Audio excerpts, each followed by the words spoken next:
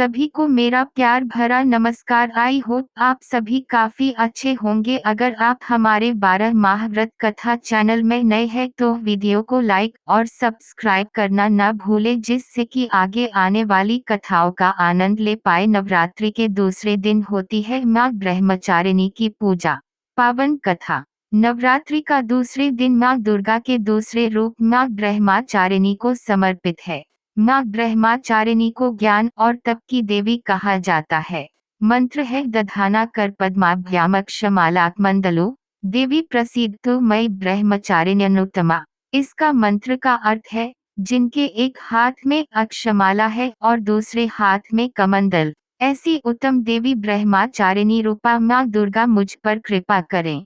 चैत्र शुक्ल पक्ष की प्रतिपदा तिथि से चैत्र नवरात्रि की शुरुआत हो चुकी है। नवरात्रि के पहले दिन घट स्थापना या कलश स्थापना के साथ ही मां दुर्गा के पहले रूप देवी शैलपुत्री की पूजा आराधना की गई। अब नवरात्रि के दूसरे दिन को मां दुर्गा के दूसरे रूप मां ब्रह्मचारिणी की पूजा की जाएगी। शिवजी से विवाह के लिए प्रतिबद्ध होने के कारण इन्हें ब्रह्मचारिणी कहा जाता है। ब्रह्म का अर्थ तपस्या से होता है, इन्हें ज्ञान और तप की देवी भी कहा जाता है। माँ ब्रह्मचारिणी का स्वरूप। माँ ब्रह्मचारिणी का स्वरूप अत्यंत ही भव्य और पूर्ण ज्योतिर्मय है। माँ ब्रह्मचारिणी के दाहिने हाथ में जप की माला होती है और बाएं हाथ में कमंडल है।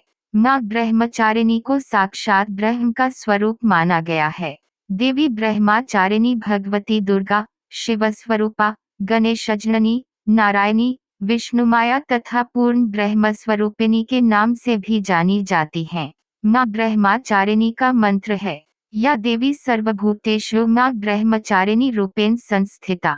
नमस्तसे नमस्तसे नमस्तसे नमो नम। माँ ब्रह्मचारिणी कथा। माँ ब्रह्मचारिणी कथ।